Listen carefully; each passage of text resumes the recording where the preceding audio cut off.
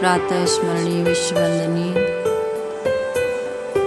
संतों के सम्राट सदगुरु कबीर साहिब जी के पावन चरण कमलों में त्रिवार बंदगी करते हुए मेरे मन मंदिर के आराध्य प्रातः स्मरणीय परम पूज्य गुरुदेव जी, अर्चनीय वंदनीय संत समाज, समस्त संत गुरुजनों के चरण कमलों में त्रिवार बंदगी करते हुए कबीर आश्रम देवरी चैनल से जुड़े हुए समस्त श्रोता बंधुओं को, माता बहनों को, नन्हे मुन्ने प्यारे प्यारे बच्चों को एवं आदरणीय बुजुर्ग दादा दादियों को, सभी को सुबह की हार्दिक शुभकामनाएं हैं। आज का दिन सभी के लिए सुखद एवं मंगलमय हो।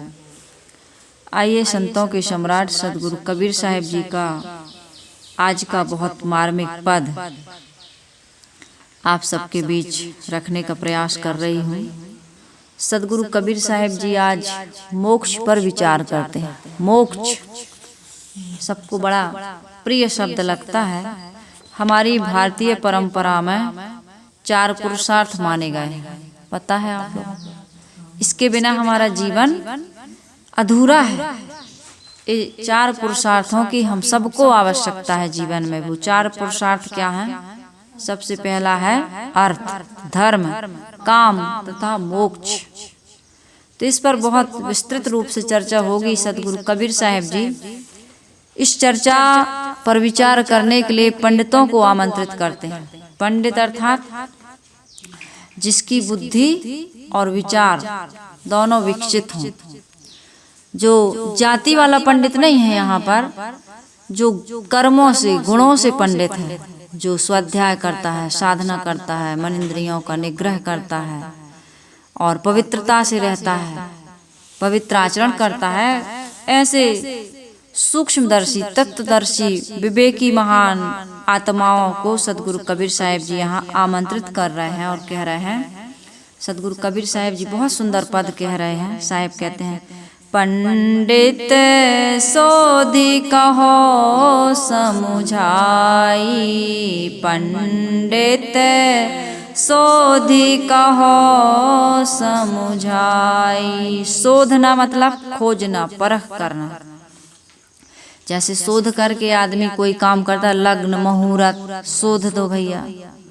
विवाह होता है तो कहते हैं लगन शोध दो पंडित जी, और लगन शोधते हैं तो उसी समय सारी चीजें की इतनी इस समय विवाह होना है, भावर पड़ना है, ये होना है।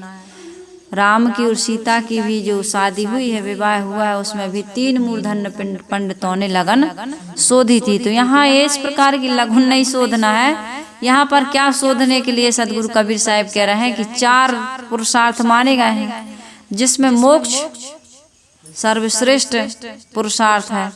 और मोक्ष के बाद में फिर कुछ और पाने की जरूरत नहीं रहती है। जीवन की सारी समस्याओं का समाधान, यहाँ तक कि जीवन का ही समाधान हो जाता है। फिर मोक्ष के बाद कोई जन्म नहीं होता है। तो ऐसे गहनतम गुण विषय को शोधने के लिए किसको कह रहे हैं सदगुरु कबीर साहब? पंडितों को कह रहे हैं। पंडिता ने जाति का पंडित नहीं, मैं आप लोगों को हमेशा याद दिलाती हूँ। वो पंडित हम आप कोई भी हो सकते हैं। संसार का कोई भी व्यक्ति वो पंडित होता है जो समझदार है, विवेकी है और आत्मपरायण है, जो पवित्रता से रहता है, मन इंद्रियों का निग्रह करता है, स्वाध्याय, सेवा, साधना में लगा हुआ है, आत्मचिंतन करता है, संसार की वास्तविकता को समझने का या समझ रहा है, समझने का प्रयास कर रहा है, वो सब पंडित हैं। उसमें हम और आप कोई भी हो सकते हैं। तो साहिब जी कहते हैं कि हे पंडितों, कुछ ऐसा शोधो, कुछ ऐसा समझो, इस विषय पर चिंतन करो कि जिससे हमारा आवागमन मुक्त हो जाए। तो साहिब कह रहे हैं, पंडित सोधि कहो समुझाई, पंडित सोधि जाते आवागमन न साई, जाते आवागमन न साई, पंडित सोधि कहो समुझाई। अर्थ धर्म और काम मोक्ष कहो कौन दिशा बस भाई। अर्थ धर्म और काम मोक्ष कहो कौन दिशा बस। उत्तर की दक्षिण पूरब की पश्चिम स्वर्ग पताल की माही। पंडित सोधि कहो समुझाई। पंडित सोधि कहो समुझाई। बिना गोपाल धोकाही। बिना गोपाल ठौर नहीं कतहूँ नरक जात धोकाही। अनजाने को स्वर्ग नरक है हरि जाने को नाही। पंडित सोधि कहो समुझाई।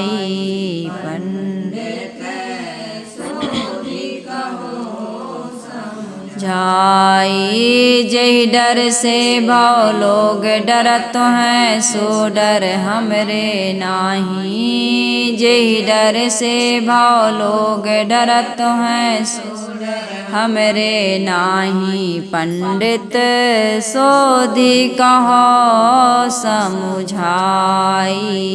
पंडित सोधि कहो समुझाई। पाप पुण्य की शंका नाही स्वर्ग नरक नहीं जाही। पाप पुण्य की शंका नाही स्वर्ग नरक नहीं जाही। काहे कबीर सुनो हो संतो जहाँ का पद तहाँ समाई। संतो पंडित सोधि कहो समुझाई। पंडित सोधि कहो समुझाई। मान लो सदगुरु कबीर साहब के पास कुछ ऐसे पंडित आ गए हों जो पोगापंथी हों, कर्मकांडी हों, जो धर्म की कथाओं को सुनाते हैं, बड़ी बड़ी व्याख्या करते हैं, लेकिन वो स्वर्ग के नरक के नाम पर या मोक्ष या कल्याण के नाम पर या किसी भी प्रकार के सिद्धि या कामनाओं की पूर्ति या पाप काटने के नाम पर लोगों को बाहर भटकाते हैं। तो सदगुरु कबीर साहब जी ने बताया हो कि भैया अरे पंडित जी तुम जो ये चर्चा कर रहे हो कि इस प्रकार से तुम्हारा जन्म मरण का बंधन नष्ट हो जाएगा, इस प्रकार से पाप कट जाएंगे, ऐसे तुम स्वर्ग में या नरक में जाओगे, ये सारी बातें तुम्हारी कितनी सही हैं और कितनी झूठी हैं, इस पर विस्तार से चर्चा सदगुरु कबीर साहब जी ने उनके साथ की होगी। ऐसा इस पद को पढ़ करके सुन करके लगता है। साहब ने उनसे भी पूछा और फिर अपनी बातें भी कही हैं कि भाई मोक्ष कैसे मिलता है, कल्याण कैसे मिलता है, अर्थ धर्म और काम की पूर्ति कैसे होती है, क्योंकि ये जीवन में जरूरी है। अर्थ भी चाहिए, धर्म भी चाहिए और कामनाओं की पूर्ति भी चाहिए। इसी के लिए तो आदमी जीवन भर प्रयास करता है और फिर इन सब के होते हुए भी हमको मोक्ष और कल्याण की भी आवश्यकता है।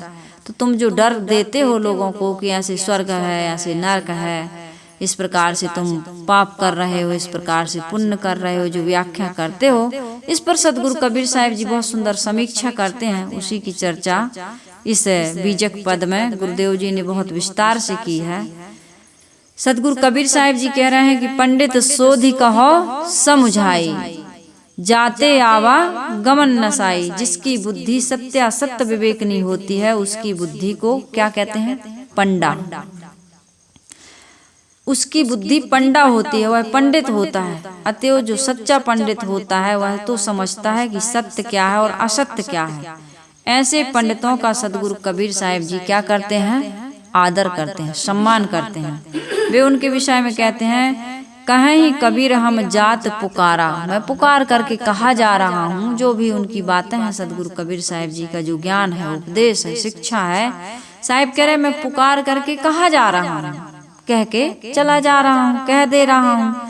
पंडित होए सो ले विचारी। मेरी बातों पर विचार कौन करेगा? जो सत्यासत्य विवेकनी बुद्धि रखता है वही मेरी बातों पर विचार करेगा। और सदगुरु कबीर साहिब जी विचारों का बहुत आदर करते हैं। सदगुरु कबीर साहिब जी ये नहीं कहते हैं कि विश्वास करो। सदगुरु कबीर साहिब कहते हैं, कहें ही कबीर हम जात पुकारा और पंडित होए सु करे विश्वास। ऐसा नहीं कहते हैं। सदगुरु कबीर साहिब जी क्या कहते हैं? पंडित होए सो करे विचारा। भाई विचार करो, ले विचारा, होए विचारा, विचार करो। बिना विचार के आदमी सुखी नहीं हो सकता है। तो इसलिए साहिब यहाँ कह रहे हैं कि पंडित ही विचार कर सकता है। कहीं कबीर सुनो हो संतो और बूझो पंडित ज्ञानी। पंडित ज्ञानी ही बूझ सकता है। अरे ऐसी ऐसी बातें हैं धर्म के क्षेत्र में, संसार में ऐसी ऐसी भ्रम मान्यता और पाखंड है कि जिस पर विचार किए बिना हमारा निस्तार, हमारा कल्याण, हमारी समस्याओं का समाधान नहीं हो सकता। विश्वास बस से काम नहीं बनेगा। इसलिए आज हमें विचार करने की, हम सबको विचार करने की आवश्यकता है। पंडित सो बोलिए हितकारी और मूर्ख सो रहिए झकमारी। कबीर साहब कहते हैं, मैं पंडितों से ही कोई चर्चा करता हूँ। मूर्ख के आगे क्या है? मूर्ख सो रहिए झकमारी। मूर्ख को कुछ मूर्ख के सिखलावते ज्ञान गांठिका जाए और कोयला होए न ऊजरा जो सोमन साबुन लाए। कितने ऐसे लोग हैं संसार में जिनको मूर्खों की उपाधि दी जाती है। मूर्ख कौन है? जो कुछ बताते हुए भी विचार नहीं कर रहा, समझ नहीं रहा, अपने जीवन में कुछ परिवर्तन नहीं कर रहा। विचार ही नहीं है तो कहाँ परिवर्तन होगा? इसलिए जो व्यक्ति विचार करता है उसके जीवन में परिवर्तन भी होता है। तो साहिब कहते हैं कि भाई विचार करो, पंडित सोधि कहो समझाई। संसार में पंडित नामधारियों की तो भीड़ है, तो नामधारी से काम बनने वाला नहीं है। इसलिए साहिब कह रहे हैं, पोथी पुराणों के आधार पर जो पाप और पुण्य की, स्वर्ग और नरक की एवं मोक्ष की अयुक्त व्याख्या करते रहते हैं, ऐसे पंडितों की संसार में बहुत ज्यादा संख्या है, बहुत ज्यादा भीड़ है। वो समझते नहीं लेकिन उसका व्याख्यान खूब करते हैं। कबीर साहब ऐसे पंडितों को टोकते हैं और उनसे प्रश्न करते हैं। साहिब कहते हैं, हे पंडितों, मोक्ष विषय बड़ा उच्च है,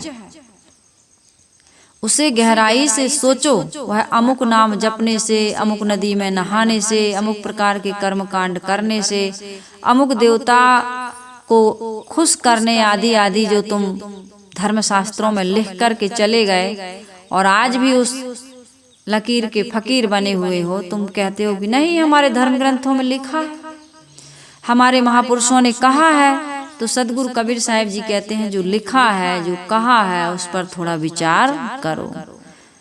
स्त्री ने लिख दिया कि पतिदेव बहुत दिन हो गए आते नहीं हो, खबर लेते नहीं हो। अरे तुम्हारे होते हुए भी मैं तो राण हो गई। चिट्ठी उसने पढ़ी पति ने तो रोने लगा। लोगों ने कहा, भैया क्या हो गया? तो कहा, मेरी पत्नी मेरे रहते रहते राण हो गई। लोगों को हंसी आई। लोगों ने समझाने का प्रयास भी किया कि भाई तुम्हारे होते हुए तुम्हारी पत्नी राण नहीं हो सकती है। कैसे हो जाएगी? पति के रहते हुए कैसे पत्नी राण हो जाएगी? तो इतना भोला है, कहता भैया मेरी नहीं मानते हो तो ये लिखा देख लो। तो इस प्रकार से लोगों ने लिख दिया है या कोई व्यक्ति कह रहा है, उस पर हमको विचार करने की आवश्यकता है। यदि विचार नहीं करते हैं तो हमारे मन के या जीवन के या व्यवहार के विकार दूर नहीं हो सकते। ऐसी ऐसी बातें कही जाती हैं, ऐसी ऐसी बातें लिखी जाती हैं जो कारणकारी व्यवस्था के बिल्कुल विरुद्ध होती हैं, काल्पनिक होती हैं, अतिशयोक्तियों में लिखी जाती हैं। इसलिए सदगुरु कबीर साहिब जी कह रहे हैं, थोड़ा सा विचार करो, शोध कहो समझाई। मोक्ष तत्व का अनुभव करने के लिए तो आत्मशोधन करना पड़ता है। आत्मशोधन, आत्मा का अनुसंधान। आत्मशोधन यही है कि आत्मा के ऊपर जितने भी विकार हैं उन विकारों को हमें धीरे धीरे निकालना है, क्योंकि आत्मा पर विकार लाने वाले हम ही हैं। और इस आत्मा के विकारों को त्यागने में सदग्रंथ या सदगुरु सहायक होते हैं। बाकी जैसे ये शिक्षा और उपदेश दिया जा रहा है, लेकिन हम विचार न करें और विकारों का परित्याग न करें तो न ये ग्रंथ हमारा कल्याण कर सकता है, न कोई संत, न पंथ, न कोई भी नहीं कर सकता। इसलिए जब तक हम विचार नहीं करते हैं, जब तक हम अपने विकारों का परित्याग नहीं करते हैं, तब तक हम मोक्ष तत्व को प्राप्त नहीं कर सकते हैं। साहेब कहते हैं कि भाई यह तो सोचो कि मैं किस में बंधा हूं, मतलब कौन बंधा है, मैं कौन हूं, सबसे पहले तो ये जानो। किस में बंधा हूं, कैसे बंधा हूं, कैसे छूटूंगा, इसके बाद स्थिति क्या होगी। इन विचारों इन विषयों पर यदि विचार नहीं करते हैं तो हमारा आवागमन समाप्त नहीं हो सकता। विवेकी भावुक बनकर यह नहीं कहता है कि अमुक अमुक कर्म कांड से मोक्ष मिल जाएगा। जो विवेकी होगा वो भावुक बनकर ये शब्द नहीं कह सकता है। जीव विषयों में राग के कारण से बंधा है। किस में बंधा है? विषयों में। और विषयों में क्यों बंधता है? राग के कारण। ये राग ही लाशा है। इस संसार के विषय भोगों में चिपकाने वाला है राग। तो राग पूर्वक जहां भी हम मोह ममता आसक्ति बनाते हैं वो बंधन बन जाता है। तो साहिब कह रहे विषयों में राग। अब तम्बाकू खाने में हमारी आसक्ति बन गई, या किसी प्रकार के प्राणी और पदार्थों के बिना हम नहीं रह पा रहे हैं, ये क्या कहलाती है? ये बंधन है, राग है, आसक्ति है। तो साहिब कह रहे जीव विषयों के राग में बंधा है। अब विषयों के राग से छूटेगा कैसे? जब वैराग्य की चर्चा सुने, वैराग्यवान महापुरुषों का सानिध्य प्राप्त हो, ऐसी जगह में वो जाए, देखे कि अरे हम तो इन चीजों के बिना रह नहीं पाते, और इनको त्याग करके जो संत हैं, साधु हैं, साध्वियां हैं, कितने बढ़िया से आराम से मस्त जीवन जी रहे हैं। तो हर व्यक्ति का जो हृदय है, मन है, वो क्या है? कमजोर है। विषय शक्ति से वो कमजोर हो गया है। कमजोरी के कारण से वो कायर बन गया है। तो वो चाहता है कि कोई ऐसे महापुरुष हमको मिले, कोई ऐसा आदर्शवान पुरुष मिले, ताकि उनकी संगति पा करके हम अपने अंदर की सोई हुई शक्ति को, सोई हुई चेतना को जगा सकें। हनुमान जी बैठे हैं समुद्र के किनारे सिर झुकाकर, कह रहे हैं कि भैया हम लोगों की पूरी सेना में कोई ऐसा व्यक्ति नहीं है जो समुद्र लांघ करके लंका में जाए और सीता का पता लगाए। तो वहाँ जामवंत जी का, वहाँ पर बहुत बढ़िया उपस्थिति वहाँ जामवंत जी की है, और वो हनुमान जी को ये बताते हैं कि नहीं, तुम्हारे अंदर में ये शक्ति है कि तुम ऐसे कई समुद्र लांघ सकते हो। को अस काज कठिन जग माही, जो नहीं होए तात तुम पाही। तो ऐसे महापुरुषों के सानिध्य की आज हमें बहुत बड़ी आवश्यकता। हर मनुष्य का मन कमजोर है, वो कहीं न कहीं अपनी आस्था टिकाता है। इसीलिए टिकाता है क्योंकि वो विषय शक्ति के कारण से कमजोर बना हुआ है। अपनी एक एक विषय शक्ति मतलब एक एक आदत का वो गुलाम बन गया। क्रोध नहीं जीत पाते हैं, लोभ मोह को नहीं जीत पाते हैं, किसी प्राणी पदार्थ में हमारी आसक्ति बन गई, ममता बन गई है, मोह बन गया, उसको नहीं जीत पा रहे हैं। तो कमजोरी ही तो इस कमजोरी को जीतने के लिए हमें क्या करना पड़ेगा? ऐसे विवेकवान, ऐसे त्यागी महापुरुषों का सानिध्य हमें प्राप्त करना होगा, ताकि हमें उनकी ऊर्जा, उनकी शक्ति, उनका बल, उनका तेज हमें मिल जाए, प्राप्त हो जाए। जीव विषयों में राग के कारण बंधा है, और सत्संग से, विवेक से उसे समझ करके वह उस आसक्ति से, विषय शक्ति से वो मुक्त हो सकता है। उस राग का वो त्याग कर सकता है, वैराग्यवान बन सकता है। निज स्वरूप में स्थिति ही मोक्ष है। इन बातों को समझकर जब यह रहनी में उतर आता है, तब उसको मोक्ष मिल जाता है। मोह का क्षय हो जाना ही मोक्ष है। सब तरफ से मन हमारा टूट गया, अपने आप में स्थित हो गया, यही कहलाता है मोक्ष। हमारा मन तो जगह जगह अपनी शक्ति को बिखेर करके रखता है, थोड़ा यहाँ, थोड़ा वहाँ, थोड़ा प्राणी में, पदार्थ में, पता नहीं परिस्थितियों में आदमी अपने आप को बेच देता है। सुबस मन वाला नहीं बन पाता है। और जो व्यक्ति सुबस मन वाला है, वह व्यक्ति सबसे ज्यादा सुखी होता है। तो एक ही काम करना है हमें इस जीवन में आकर के, अपने मन इंद्रियों को सुबस करना है। और जो व्यक्ति अपने मन इंद्रियों को सुबस कर लेता है, उसके समान सबल, उसके समान बलवान कोई नहीं है। वो जहाँ बैठा है वहाँ आनंद की, चैन की बंसी बजाता है। जिसका मन अनासक्त होकर आत्मलीन हो गया, वह मुक्त है। इस विषय को जानकर मुमुक्षुओं को उपदेश देने से उनको पथ मिलेगा और उनके बंधन कटेंगे।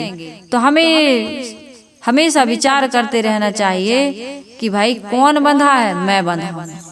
और क्यों बंधा हूँ? अपने अज्ञान से बंधा हूँ। किस में बंधा हूँ? अपने से पृथक जितने भी, चाहे वो प्रत्यक्ष का प्राणी पदार्थों का पद प्रतिष्ठा का मोह हो, आसक्ति ममता राग हो, और चाहे परोक्ष के ईश्वर ब्रह्म परमात्मा या बाहर से हम मोक्ष पाने की कामना करते हो, वह भी एक प्रकार का बंधन है। केवल मुक्ति आशा रहे तेहु है बंधमान, सुखिया सदा निराश पद सुन वैराग्य निधान। यदि सुखी होना चाहते हो तो नैराश्यता धारण करो।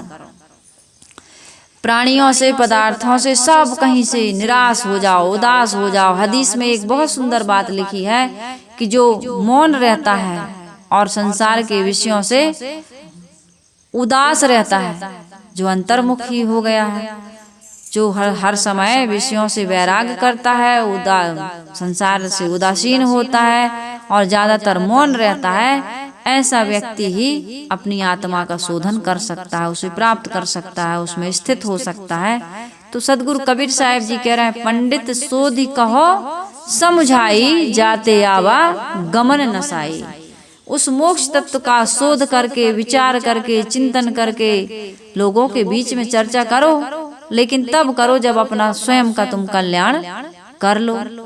कल्याण मरने के बाद नहीं होता है। यदि मरने के बाद कल्याण होता तो फिर मरने के बाद कौन शिक्षा देने आता, उपदेश देने आता कि भाई कल्याण ऐसे होता है। एक कल्याण और मोक्ष की अवस्था हमें जीते जी प्राप्त हो। जियत न तरेउ मुए का तरी हो, जियतई जो न तरे। जो महात्मा महापुरुष ये कह रहे हैं कि मरने के बाद कल्याण होगा, वह तुम्हें झूठा विश्वास दिला रहे हैं। सदगुरु कबीर साहिब जी तो कह रहे हैं कि जाको दर्शन इत्त है ताको दर्शन उत्त, जाको दर्शन इत्त नहीं ताको इतना उत्त। अरे अभी तुम्हें मुक्ति प्राप्त नहीं हुई, मोक्ष प्राप्त नहीं हुआ, कल्याण प्राप्त नहीं हुआ, अनासक्ति और वैराग्य पूर्वक तुम जीवन आज नहीं जी रहे हो, सुबह मन इंद्री वाले आज नहीं बने, तो मरने के बाद क्या गारंटी? कौन सी गारंटी है कि मरने के बाद में तुम्हारा कल्याण हो ही जाएगा, मोक्ष हो ही जाएगा, तुम आवागमन से मुक्त हो ही जाओगे?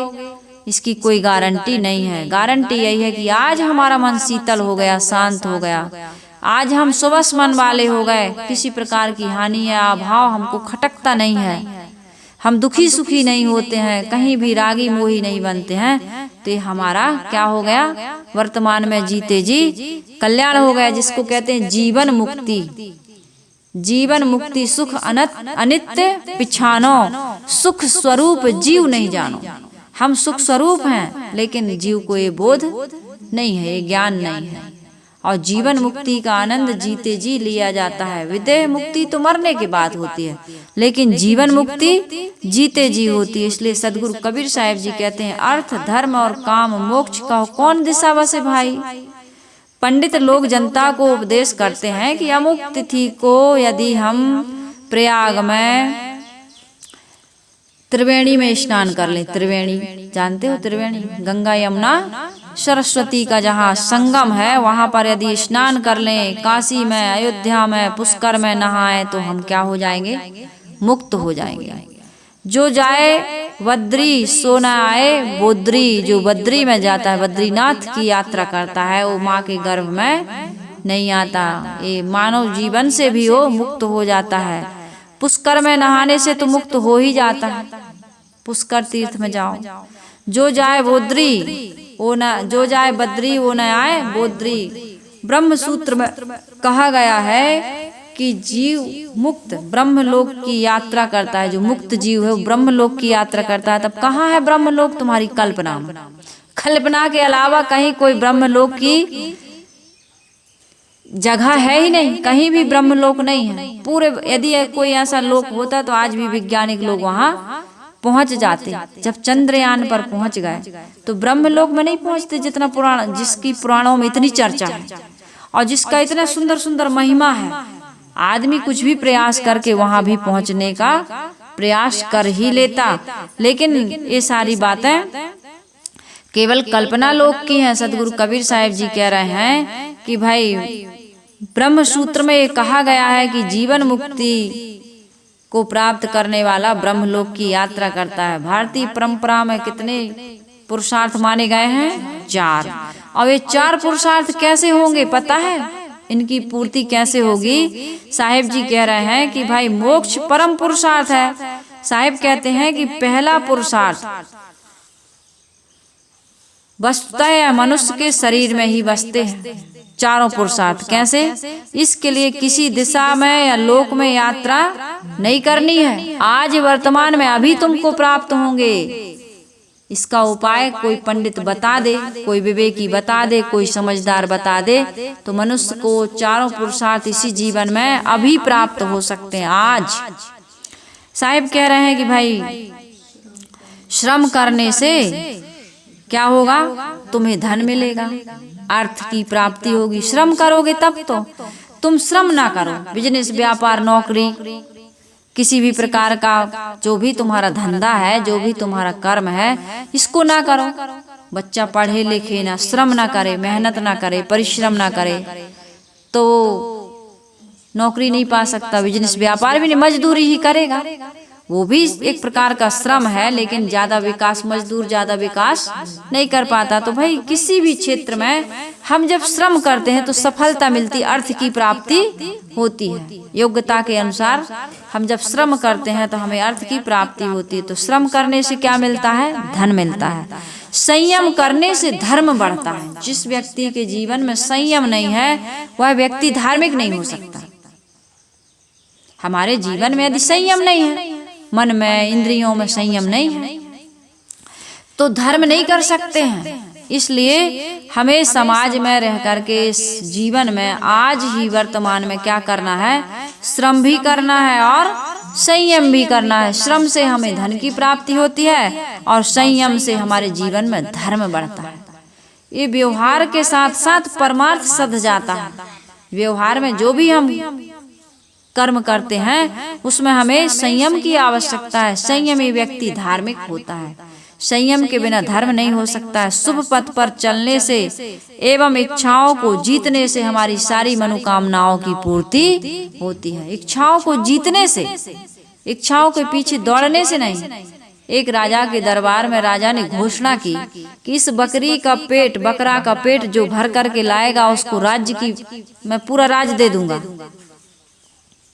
तो खूब प्रयास किया लोगों ने कि भाई बकरा का पेट भर के लाएं, तो जितना खिलाएं बकरा पेट तो भर जाए, लेकिन उसकी खाने की इच्छा समाप्त ना हो। शाम को आए दरबार में तो उसके सामने जैसे हरी हरी पत्ती डालें तो बकरा फिर खाने लगे। सब लोग हार गए।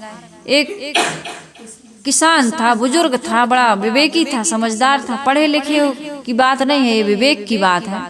उसकी बुद्धि बड़ी कुशाग्र थी। वो आया, कहा राजा साहब मैं इस बकरे का पेट भरने के लिए ले जाता हूँ जंगल में। तो कहा कि बड़े बड़े विद्वान, ज्ञानी, समझदार और कितने लोग इस बकरे का पेट नहीं भर पाए और तुम कैसे भर पाओगे? कहा राजा साहब एक मौका दीजिए। कहा भाई ये तो घोषणा किए हैं, जो भी बकरे का पेट भर देगा उसको इनाम मिलेगा। तो वो गया तो दिन भर उसने क्या किया कि बकरा जैसे ही खाने को जाए तो उसके मुंह में एक लाठी मारे, जैसे ही खाने को जाए तो एक लाठी मारे। लाठी मार मार करके बकरे के मन में बैठ गया, उसके बैठा दिया उस किसान ने कि यदि घास खाऊंगा तो लाठी पड़ेगी। तो शाम को जब दरबार में उसके लौटा करके लाए तो लोगों को बड़ा आश्चर्य था कि भाई अब एक किसान आया है, इसको भी देखना। उत्सुकता थी मन में कि किसको राज्य मिलता है, कौन बकरे का पेट भर सकता है। तो वहां पर जाकर के देखा तो क्या हुआ कि जैसे ही हरी हरी पत्ती डाले बकरे के सामने तो उसने मुंह फेर लिया। चारों तरफ डाल के देखे लेकिन बकरा ने पत्ती को एक भी बार देखने की भी कोशिश नहीं की। तो राजा को बड़ा आश्चर्य हुआ कि इस बकरे का पेट तो कोई नहीं भर पाया, इस बकरे का पेट तुमने भरा कैसे? तो उसने कहा राजा साहब बड़ी सरल सी बात है, जब तक ये चरेगा तब तक इसका पेट नहीं भरेगा, लेकिन इसको मैंने दृढ़ करवाया कि अब मैं यदि चारा छरने जाऊंगा तो मुझे लाठी पड़ेगी। तो ये बकरे का दृष्टांत इसलिए दिया जाता है, हमारा मन भी इसी प्रकार से बकरे की भांति बना हुआ है। जितना भोगों को भोगता है, निर्धनिक कछु धन चाहे, ये धन के लिए भी है, ये भोगों के लिए भी है। इंद्रिय संयम नहीं है, मन में संतोष नहीं है, तो हमें कभी भी कितना भी धन पा जाए, कितना भी भोगों को भोग लें, तृप्ति और संतोष की अनुभूति नहीं हो सकती है।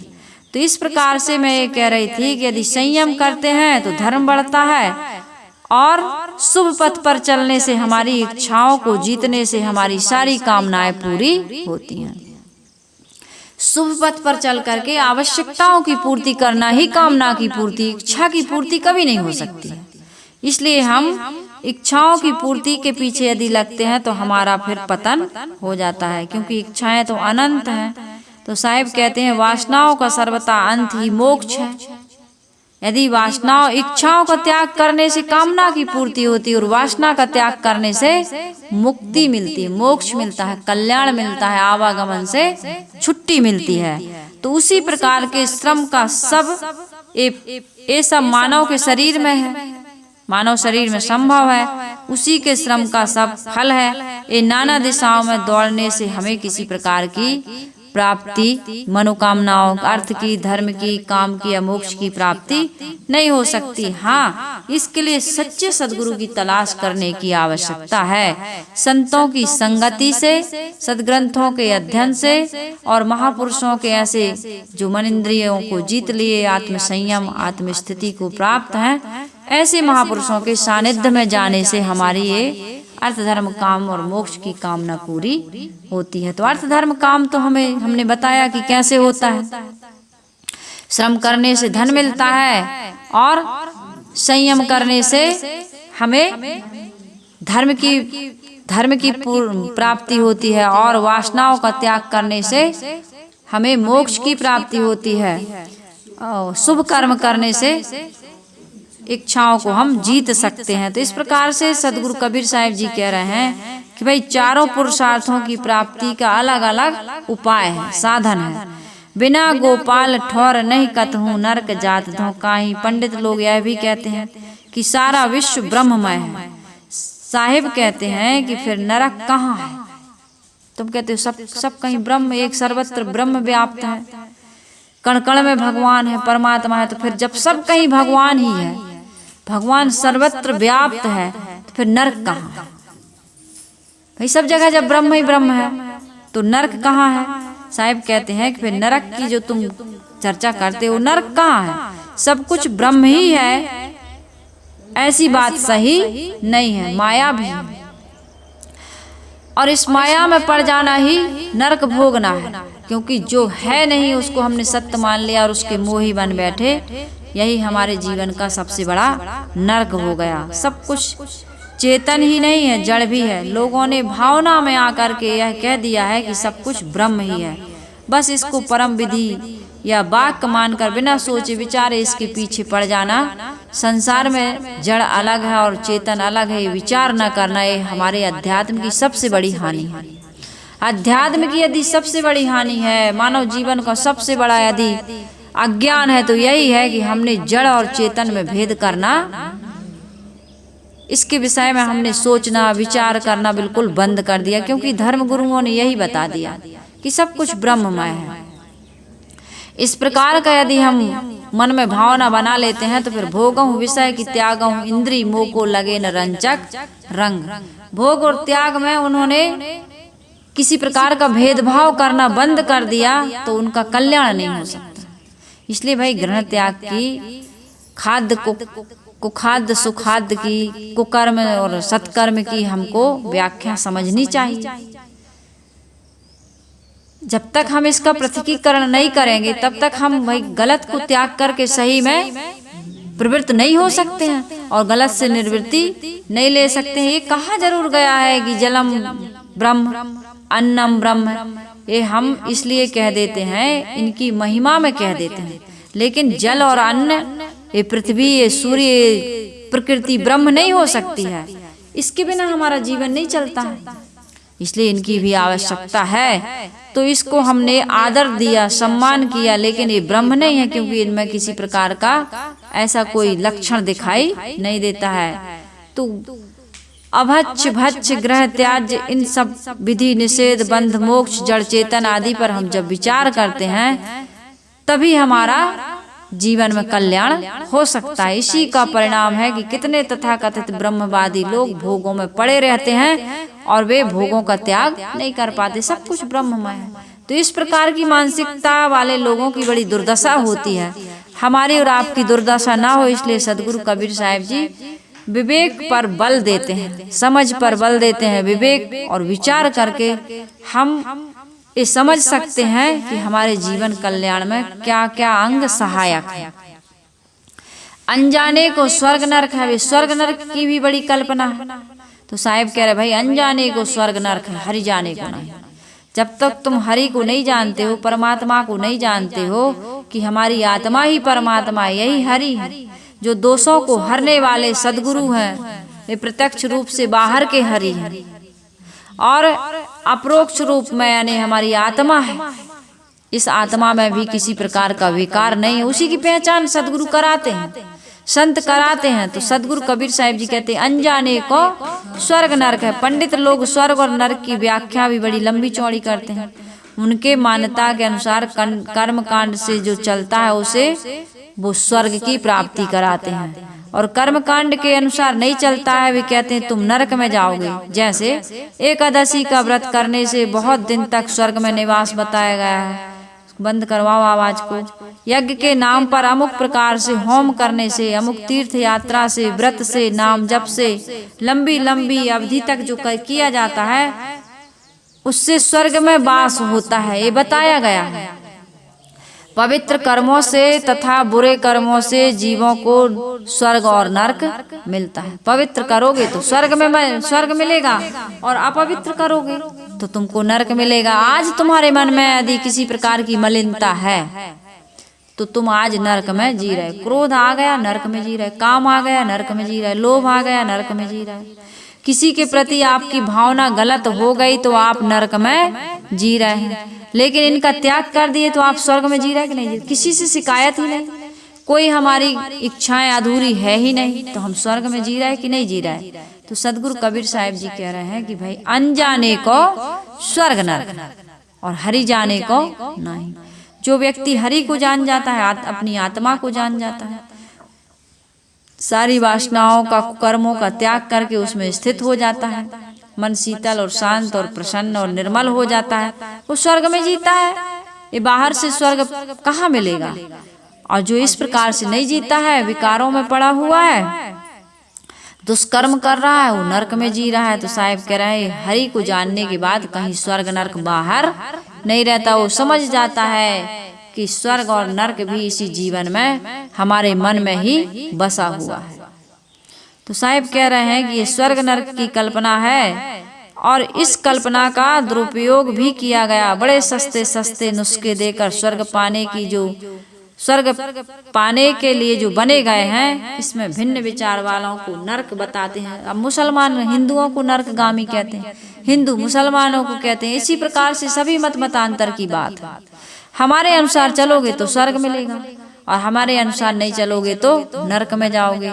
तो ये भी एक प्रकार से लोगों की बुद्धि का शोषण करना है। भाई नियम तो सबके लिए एक जैसा होता है, उस नियम के अनुसार आप किसी भी मत पंथ संप्रदाय में चल सकते हैं। घर बैठे भी आप इस प्रकार के नियमों का पालन ग्रस्त है। ग्रस्त भी यदि इस प्रकार से विकारों का त्याग करता है और अपनी आत्मा में स्थित होने का काम करता है, तो वह भी स्वर्ग में ही जी रहा है, उसको भी मोक्ष मिलेगा। काम करने से होगा, घर छोड़ने से नहीं होगा। आप घर छोड़कर आश्रम चले जाएं, किसी गुरु के पास चले जाएं, काम तो वही करना पड़ेगा, विकारों का त्याग और अपनी आत्मा में ठहराओ। यदि ये नहीं किया तो आप आश्रम में जाकर के भी नरक में जी रहे। वहां भी तो लोग हैं, वहां भी तो आपको इसी प्रकार के भोग मिलते हैं। सब कुछ सब कहीं है, स्त्री पुरुष हैं, वहां भी भक्त आते हैं, भक्तें आती हैं, संतों का साध्वियों का मिलना होता है, वहां भी सब खाते हैं पीते हैं, सब तो वही तो है सब कुछ। बस जगह ये बदल गई है कि भाई वहां नियम से, संयम से, साधना से रहने की सुविधा मिल जाती है, और उस सुविधा का यदि दुरुपयोग करोगे आप तो वहां भी आप नरक में जियोगे। नरक बनाते हैं, और ऐसे व्यक्ति को नरक में भी कहीं ठौर नहीं मिलेगी। इतना तक कहा गया है भाई, जो व्यक्ति ऐसे पवित्र घेरा में आकर के ऐसे योग्यता अनुकूल योग्यता पा करके भी अपनी मन इंद्रियों को नहीं साध रहा है, मन में विकार भरा है, संयम नहीं है, साधना नहीं है, त्याग नहीं है, विवेक विचार का उपयोग नहीं कर रहा है, तो उसको नरक में भी फिर जगह नहीं मिलती है। तो कुछ अपराध तो क्षम्य होते हैं किसी किसी व्यक्ति द्वारा जो किया जाता है अज्ञान में, अबोधी आदमी, लड़ाई झगड़ा होता, कहते यार वो तो अज्ञानी है। अज्ञानी आदमी कितना भी बड़ा अपराध कर दे उसको लोग क्षमा कर देते, अरे अज्ञानी है, नहीं जानता। लेकिन भाई तुम तो ज्ञानी थे, तुमने ऐसा काम क्यों किया, तो उसको दंड देता है, निंदा का पात्र बनता है कि नहीं बनता। इसी प्रकार से इस जगह में आकर के कोई इस प्रकार से कुकर्म कर रहा है, अपनी मन इंद्रियों को नहीं जीत पा रहा है, आत्मा में स्थित होने का काम नहीं कर पा रहा है, संयम साधना से नहीं रह रहा है, त्याग वैराग्य से नहीं रह रहा है, तो वह व्यक्ति अक्षम है, वो क्षमा का पात्र नहीं है। प्रकृति के द्वारा भी और समाज के द्वारा भी वो बड़ा दंडनीय काम कर रहा है, अपराध कर रहा है, इसलिए उसको सजा मिलती है। समाज के लोग भी देते हैं और ये प्रकृति भी देती है और मन भी देता है कि नहीं देता है। तो इस प्रकार सदगुरु कबीर साहिब जी कहते हैं कि स्वर्ग और नरक का प्रलोभन और भय तो अज्ञानी जीवों के लिए है, हरि को समझने के बाद इनकी कोई आवश्यकता नहीं पड़ती। वह समझता है कि मेरा चेतन देव आत्मदेव ही हरि है, जो मुझे नित्य प्राप्त है, इसे पाने के लिए किसी स्वर्ग में जाने की आवश्यकता नहीं है। स्व में गमन करना ही स्वर्ग है। स्वर्ग पवित्र मन वाला मानो सब समय स्वर्ग का सुख भोगता है। स्वर्ग कहाँ है, मन की पवित्रता में, और नरक कहाँ है, मन की मलिनता में। तो एक ही काम करो, मन को सुंदर बनाओ, मन को पवित्र बनाओ। यदि मन को पवित्र बना लिया तो गंगोत्री से जल भर के आपको रामेश्वर जाने की आवश्यकता नहीं है। जो व्यक्ति वर्तमान में अपने कर्मों को सुधार लेता है उसको बड़े बड़े तीर्थ और व्रत करने की आवश्यकता नहीं है। एकनाथ जी महाराज कहते हैं वर्तमान में देखो ये गधा पानी से व्याकुल है, पानी नहीं मिल रहा, प्यास से व्याकुल है, इसको पानी की आवश्यकता है। उन्होंने कहा वर्तमान में आज ये काम करना चाहिए कि इस गधा को पानी पिलाना चाहिए। रामेश्वर में उनका जल चढ़ गया। तो इसी प्रकार से वर्तमान में आज हमें क्या करना है, अपनी प्यासी आत्मा को अध्यात्म की खुराक देना है। आपको कहीं स्वर्ग नरक जाने की या कहीं से अलग लोक जाकर के मोक्ष पाने की आवश्यकता नहीं। आज तुम्हारी जो समस्या उसका समाधान कर लो, तुम्हें अभी स्वर्ग और मोक्ष की प्राप्ति हो जाएगी। तो इस प्रकार के बहुत सारे दृष्टांत हैं, उदाहरण हैं, लेकिन हम उनका सही सदुपयोग नहीं कर पाते। हम कहते नहीं, हम तो कांवर वहीं चढ़ाएंगे गंगोत्री से भर के रामेश्वर में, तभी फल मिलेगा, भगवान खुश होंगे। तुम कहते हो भगवान कण कण में है, अरे कण कण में ना मानो, घट घट में तो मानो। गधा प्यास से व्याकुल है। आज हमारे व्यवहार से समाज के लोग कितने दुखी हैं। घर परिवार में जाकर के आप देख लो, समाज में जाकर के देख लो, एक दूसरे से आदमी बहुत दुखी है, सुखी नहीं है, शिकायत ग्रस्त है, धन्यवाद नहीं दे रहा, आभार व्यक्त नहीं कर रहा है कि माँ मेरी बहुत अच्छी, कि बेटा मेरा बहुत अच्छा, कि सास बहुत अच्छी, कि बहू बहुत अच्छी, कि भाई बहुत अच्छा, कि भौजाई बहुत अच्छी, कि गुरु बहन अच्छी, कि गुरु भाई अच्छा, कि गुरु जी अच्छे, कि चेला अच्छे। कोई नहीं कहता, बहुत कम शिकायत शिकायत शिकायत। और ये शिकायत आदमी को इतना नरकीय जीवन जीने पे मजबूर कर रही है। शिकायत क्यों करते हैं? मैं हमेशा कहती हूँ कि हर व्यक्ति अपनी समस्याओं से परेशान है, वो अशांत है, पीड़ित है, और अपनी समस्याएं उसके सामने मत रखिए। अपनी जीवन में इतना आत्म संयम से रहिए कि सामने वाले को तुम्हारे रहते रहते भी किसी प्रकार का भार ना हो, दूसरों का भार आप ले सकें, ऐसा जीवन बनाइए, ऐसा पुरुषार्थ करिए। ये मत सोचिए कि सामने वाला हमारा बड़ा ध्यान रखेंगे, हमारी सेवा करेंगे, हमारा सहयोग करेंगे। ऐसा क्यों सोचते हो? ये सोचो कि हम दूसरे का सहयोग करेंगे, माँ को सुख देंगे, पत्नी को सुख देंगे, भाई को देंगे, गुरु भाई को देंगे, गुरु बहन को देंगे, गुरु जी को देंगे। गुरु जी भी यही सोच है और यही सोचते हैं महापुरुष संसार के। इसलिए तो कबीर साहिब जी कहते हैं, मैं रोऊं या जगत को तय सुत मान हमारी सेवा। सदगुरु कबीर साहिब जी ने कहा कि नहीं कहा? तो इस प्रकार का जीवन जीने वाला व्यक्ति कभी दुखी नहीं होता। अपेक्षाएं रखने वाला व्यक्ति हमेशा दुखी रहता है। तो आदमी अपनी समस्याओं से बहुत परेशान है, उनकी मन इंद्रियां सुवश नहीं है, उनकी इच्छाओं पर उनका कंट्रोल नहीं है, उनकी कामनाओं के पीछे वो संसार का दुख भोग रहा है और तुम अपनी तरफ से उनको टॉर्चर कर रहे हो। ये बहुत बड़ा अपराध है।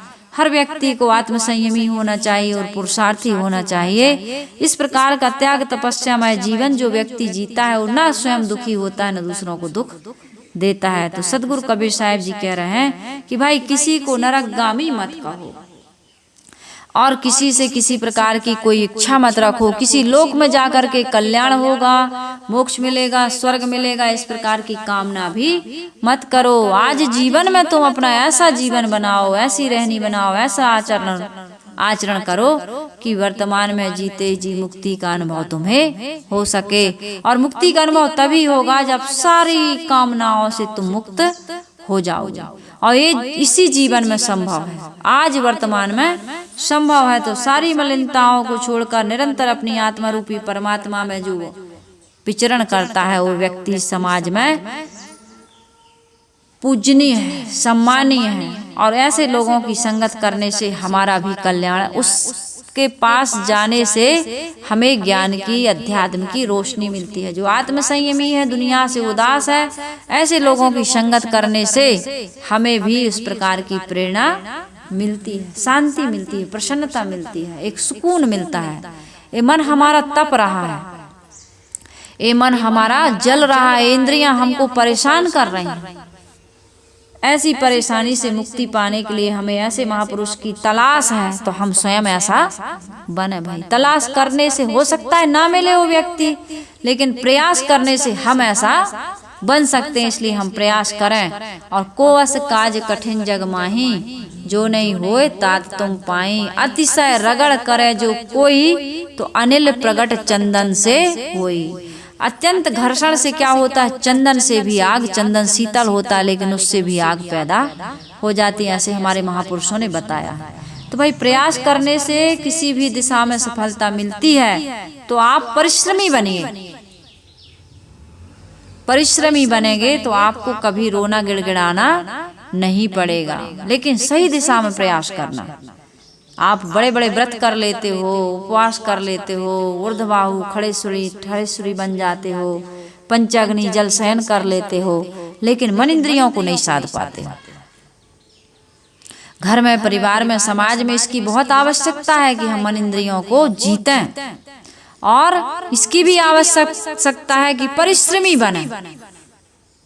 इससे हमें अर्थ की प्राप्ति होती है। और संयमी बनने से हमें धर्म की प्राप्ति होती है। और इच्छाओं को त्याग करने से मनोकामनाओं की पूर्ति होती है। और वासनाओं का त्याग करने से मोक्ष मिलता है। 4 बातें हम हमेशा ध्यान में रखेंगे तो जीवन में दुख नहीं होगा। तो सदगुरु कबीर साहिब जी कहते हैं, जय डर से भव लोग डरत है, सो डर हमरे नहीं। अब हमें किसी प्रकार का डर नहीं है, निर्भय हो गए।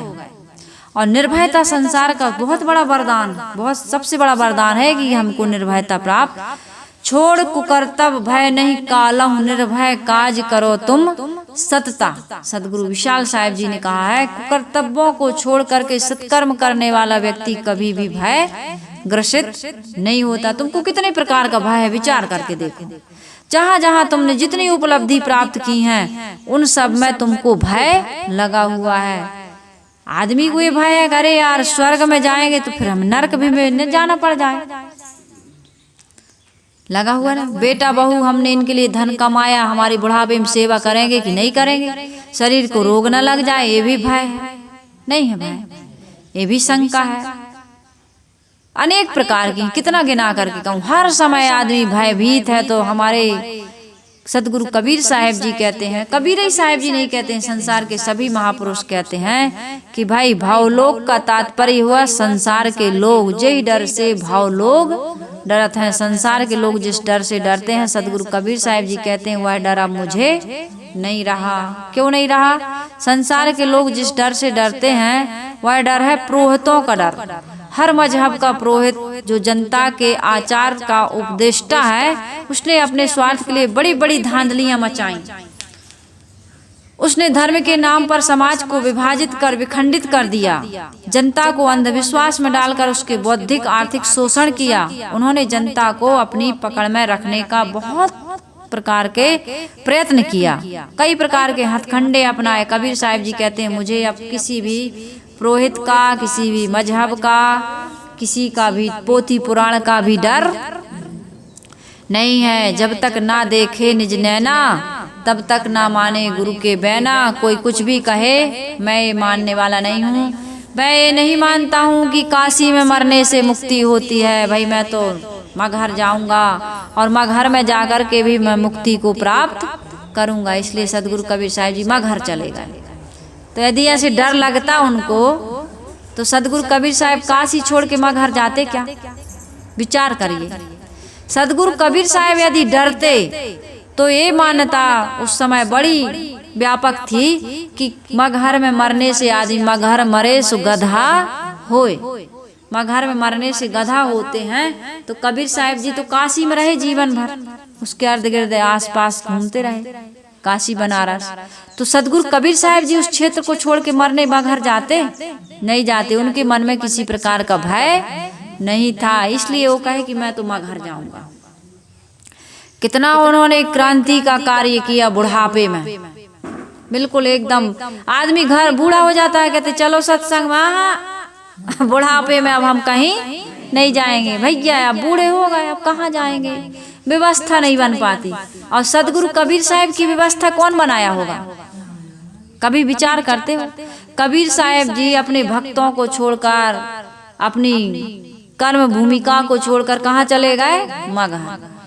कितने आत्म बलि रहे होंगे, कितने पुरुषार्थी, कितने साहसी रहे होंगे। वो आत्मज्ञान में कितनी शक्ति है जो इस प्रकार का काम करवा लेती बुढ़ापे में कि चलो मगहर में जाके मरेंगे।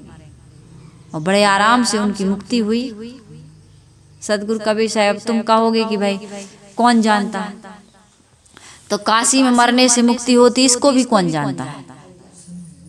कोई जानता है? लेकिन सदगुरु कबीर साहब जी ने जीवन कैसा जिया, इसको तो हम जानते हैं।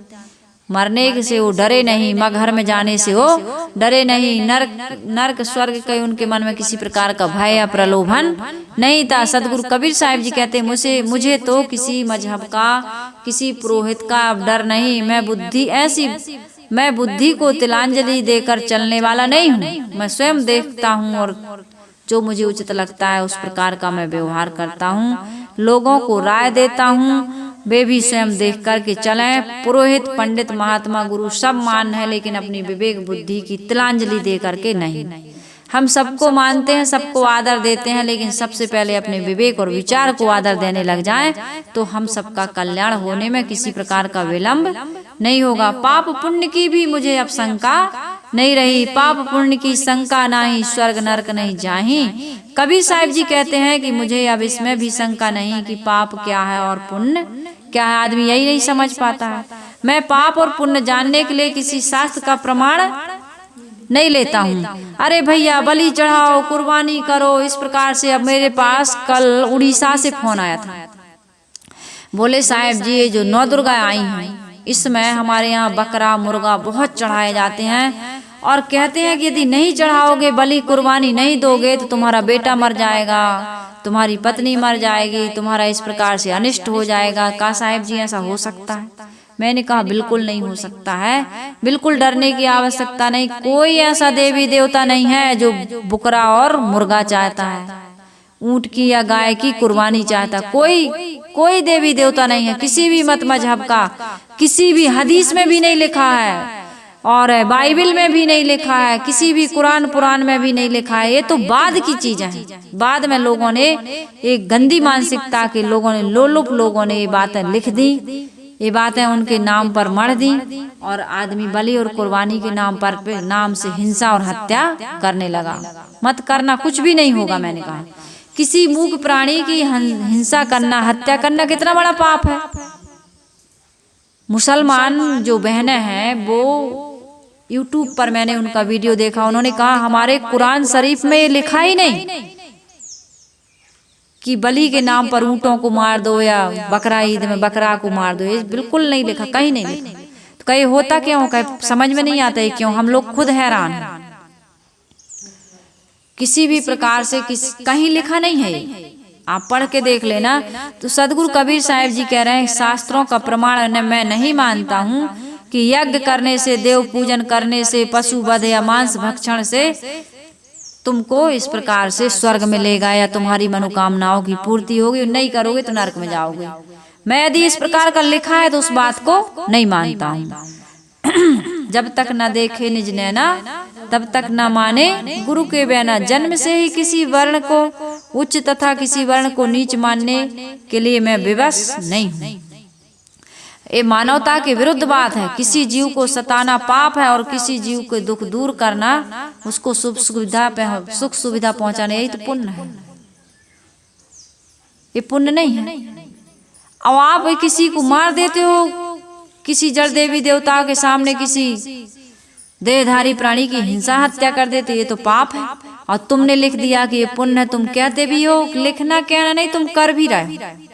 तो सदगुरु कबीर साहिब जी बहुत दुखी होते हैं, व्यथित होते हैं और ऐसे विवेकी लोगों के बीच आकर के कहते हैं, भाई पंडित सोधी कहो समझाई, समझो तो इन बातों को। मानव मात्र को मूलतः समान मानना और उनसे प्रेम रखना, जीव मात्र पर करुणा करना, ये पुण्य का काम है। मानव में जन्म से ही किसी को नीच और अछूत मानना तथा किसी को जन्म से उच्च या पूज्य मानना, ये गलत बात है, पाप है। पाप पुण्य तथा कर्तव्य अकर्तव्य क्या है, यह मनुष्य की अंतरात्मा खुद बताती है। ये काम करो और ये काम ना करो, ये पाप है, ये पुण्य है। साहिब कहते हैं, मुझे स्वर्ग और नरक का भी भय नहीं, ना मुझे वहां जाना है। सदा धर्म जाके हृदय बसई, राम कसौटी कसते रहे। हमारी अंतरात्मा की आवाज यदि उस कसौटी पर कस के हम कोई भी कार्य करते हैं तो कभी भी हमारे जीवन में पाप नहीं होगा। कहाँ पाप होगा बताइए, पाप नहीं हो सकता है। लेकिन हम पोथी पुराणों के चक्कर में पढ़ के, भटके हुए गुरुओं के चक्कर में पढ़ करके बलि और कुर्बानी के नाम पर बहुत बड़ा पाप कर रहे हैं।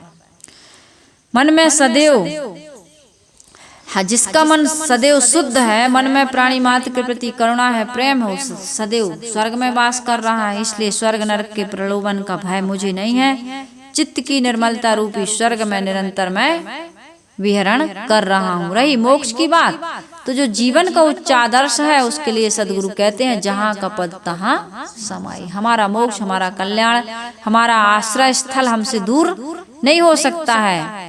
फिर हमें उसमें हमारी स्थिति कैसे होगी यदि हमसे दूर है। यह जीव न किसी का आधार है न आधे, किंतु निराधार है। असंगो एवं पुरुषा, यह चेतन पुरुष असंग है, अकेला है। अतः यह वासनाओं को छोड़कर अपने स्वरूप में स्थित हो जाता है। इस आत्मा का आश्रय स्वयं आत्मा ही है। जीव को छोड़कर जीव का अन्य आश्रय स्थल नहीं है। जब तक जीव वासनाओं में बहता है तब तक बंधन में नाना शरीरों को ये देह धारण, नाना शरीर नाना देह धारण करता रहता है। यही यदि हमारा सारी वासनाओं को छोड़कर अपने स्वरूप में स्थिति हो गई, यही मोक्ष है।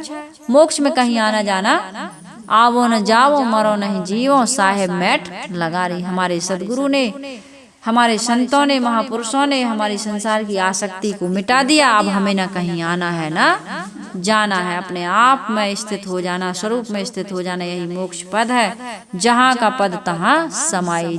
जब हम वासनाओं का पूर्णतः त्याग कर देते हैं तो कल्याण अपने आप में निहित है। कल्याण के लिए बाहर से और कुछ कर्मकांड टंट घंट करने की आवश्यकता नहीं है। बस आसक्ति का त्याग करना है, वासना का त्याग करना है, अपने स्वरूप में स्थित होने का काम करना है। हमारा मोक्ष, हमारा कल्याण हमारे ही पास है। तो इस प्रकार सदगुरु कबीर साहिब जी बहुत सुंदर व्याख्या करते हैं। बहुत बढ़िया पद कह रहे हैं कि पंडित सोधी कहो समझाई, जाते आवा गमन नसाई। आवागमन नसाने के लिए हमें विचार करना होगा, विवेक करना होगा और उसके अनुसार हमें कार्य करना होगा। फिर इसमें सहायक सदग्रंथ, पंथ, मत, मजहब या गुरु संतजन हो सकते हैं, लेकिन कहीं बाहर से हमको मोक्ष और कल्याण मिलने वाला नहीं है। तो बहुत सुंदर पद सदगुरु कबीर साहिब जी का, जिसके ऊपर मैंने चर्चा रखने का प्रयास किया। आप सभी लोग और इस विषय पर चिंतन करेंगे और चिंतन करके अपने जीवन में आत्मशोधन का काम करके आत्मस्थिति प्राप्त करके कल्याण एवं मोक्ष के हकदार बने। और ये अपने इस मानव जीवन में संभव है। इस मानव जीवन को सफल सार्थक बनाने का प्रयास करते रहेंगे। इन्हीं शुभकामनाओं के साथ मैं अपनी वाणी को यहीं विराम दे रही हूँ। आइए गुरु वंदना कर लेते हैं।